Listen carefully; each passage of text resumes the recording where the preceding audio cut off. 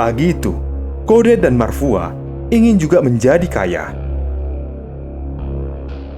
Setiap bulan, pasangan Marfua dan Kodet kerap berziarah ke puncak gunung tersebut.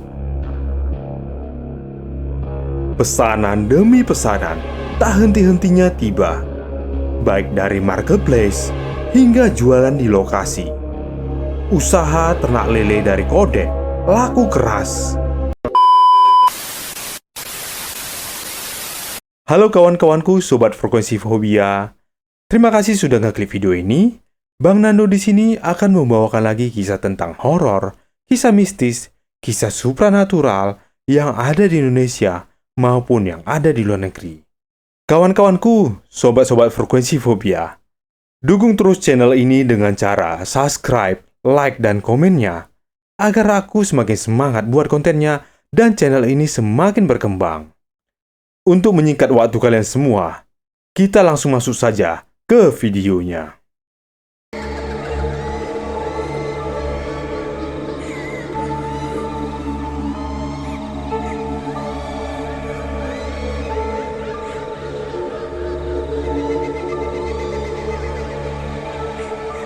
Pagi-pagi buta, Kodet dan istrinya, Marfua, berangkat ke sebuah gunung purba dekat kampungnya. Gunung purba tersebut sudah tersohor menjadi pusat pesugihan. Banyak orang datang tak mengenal agama, hanya untuk meminta rezeki saja.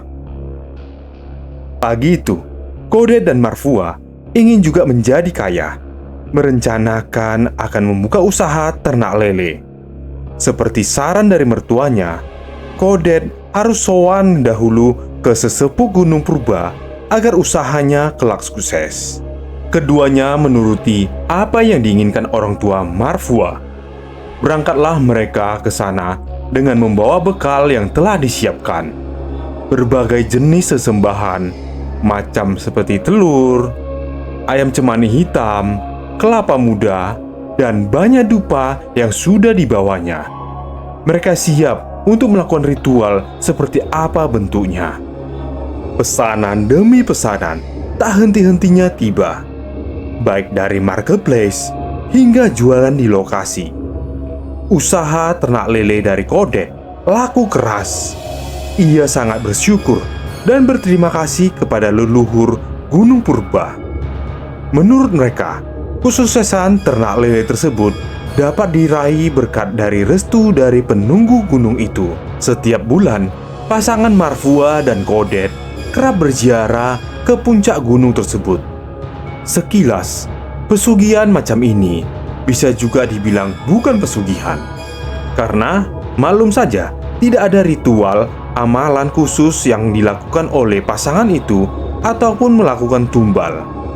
Inilah yang membuat sepasang suami istri itu yakin bahwa pesugihan yang mereka lakukan tidak dilarang oleh agama. Tetapi tetap aja, Dad, namanya juga meminta kepada selain Gusti Allah. Ya namanya itu musyrik dan dosa besar. Yo anggap aja itu perantara. Jangan repot-repot gitu berpikirnya tentang agama. Nanti bisa stres kamu, kata teman dari si Kodet. Saat ini Kodet sedang berbicara dengan teman-temannya di tempat perjudian. Karena setiap akhir pekan, karena mungkin sudah kebanyakan uang atau penghasilannya berlebih, Kodet kerap menghabiskan waktunya bermain judi bersama teman-temannya. Tidak besar-besar kok, Bu. Paling cuma 100-200, kata Kodet kepada istrinya. Suatu hari yang menjelaskan jumlah uang yang dia lakukan ketika taruhan di judi. Marfua pun tak banyak komentar, karena dengan kebiasaan Kodet, toh selama ini keuangan mereka tidak begitu terganggu. Selama mereka melakukan ziarah rutin ke Gunung Purba, selama itu juga keuangan mereka akan terus baik-baik saja. Begitu pikiran Marfua. Setiap hari, Kodet dan Marfua semakin banyak uangnya. Bisa beli mobil, perhiasan, renovasi rumah yang sudah mereka lakukan. Dihitung-hitung, hampir 2 tahun mereka melakukan ini semua. Jualannya pun tak kunjung menurun omsetnya. Karena sudah tidak ada misi lagi, semua sudah terbeli. Akhirnya, uang pendapatan mereka terkadang dibuang untuk foya-foya saja.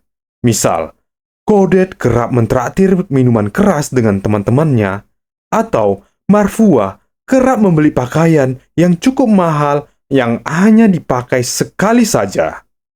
Sepertinya mereka tak punya nafsu untuk punya anak. Hubungan ranjang mereka sebenarnya baik-baik saja. Namun, tak ada gairah sama sekali di antara mereka untuk menimang bayi. Sudahlah, biar Gusti yang ngatur. Saat ini kita harus bahagia dengan banyak uang. Betul kan? Kata Marfua kepada Kodet. Saat ini, Kodet kembali lagi ke tempat perjudian bersama teman-temannya. Lalu, temannya berkata, "Gila kamu, Det. Istrimu itu sudah lama menemanimu selama ini. Masa kamu mau mengkhianati dia begitu saja?" "Sudahlah, ini hanya untuk main-main saja. Lagi pula, istriku sudah bahagia dengan kekayaan yang kita raih saat ini. Aku pula yang memberikan kekayaan untuk dia." Perbincangan di meja judi itu semakin malam semakin panas. Kodet bercerita kepada kawan-kawannya bahwa ia menyukai seorang gadis yang dia temui di Gunung Purba beberapa hari yang lalu.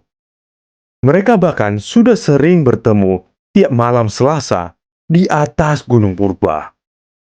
Tentu saja, Marfua tak tahu menahu soal ini. Kodet diam-diam pergi ke Gunung Purba untuk menemui seorang perempuan pujaan yang dia cintai saat ini. Akhir-akhir ini, Marfua memang melihat perilaku dari Kodet tampak tak biasa. Ia sering kedapatan tertawa-tawa sendiri tanpa sebab. Namun, Marfua tak mau mengambil pusing. Barangkali karena kebahagiaannya yang mereka dapat. Lalu, teman dari Kodet bertanya untuk dia, "Emang kalian sudah ngapain aja sama perempuan itu, Det?" "Hahaha, tidak banyak sih. Hanya colek-colek aja." Kodet bahkan menceritakan bahwa hubungan perselingkuhan mereka sudah sampai ke tahap yang paling intim. Mungkin hubungan ranjang atau cuman peluk-pelukan saja. Ia tak begitu jelas menceritakannya. Orang dewasa tentu saja sudah paham akan hal itu. Teman-teman Badungnya, apalagi. Jelas saja, mereka tahu apa yang dimaksud dari cerita Kodet. Dalam pemikiran mereka, Kodet sudah mendua hingga hubungan intim. Hari itu cerah sebenarnya, tapi tidak bagi Marfua. Ia diberikan kabar bahwa Kodet tewas terjatuh dari puncak Gunung Purba. Jasadnya ditemukan di sebuah jurang di Gunung Keramat pada hari Selasa dini hari. Marfua tampak tak percaya apa yang terjadi dengan suaminya, apalagi Kodet tak pernah melakukan hal-hal aneh di Gunung Purba. Jasad dari Kodet terbujur kaku di hadapannya di kamar jenazah di rumah sakit. Marfua menjerit keras. Ia menangis dan memukul-mukul tangannya ke lantai hingga dia pingsan. Pihak kepolisian mencatat sebab kematiannya karena kecelakaan murni saking tak ditemukan sebab-sebab yang tak wajar. Saat melakukan pemeriksaan ke sejumlah saksi, polisi tak menemukan satu hal pun yang sangat janggal, kecuali pengakuan sang juru kunci Gunung Purba yang tampak seperti orang yang melantur. Itulah akibat dari bermain dengan penunggu gunung suci ini, katanya. Jiwanya dicerabut oleh seekor siluman ular karena telah mengikat janji pernikahan dengan makhluk alam lain. Selesai. Pesan-pesan moral yang kita pelajarin dari Kodet dan Marfua adalah: yang pertama, mereka menginginkan kekayaan melalui hal yang tidak halal, atau menyembah pesugihan yang ada di gunung. Yang kedua adalah kesalahan dari Kodet. Dia melakukan pengkhianatan kepada istrinya. Malah dia bermain dengan hal gaib yang ada di Gunung Purba. Mungkin satu poin yang akan kita bahas adalah keterbukaan dalam komunikasi. Setiap pasangan yang jujur cenderung berbicara secara terbuka dan transparan tentang perasaan, pikiran, dan aktivitas mereka. Mereka tidak menghindari percakapan yang sulit dan selalu mendiskusikan masalah yang muncul.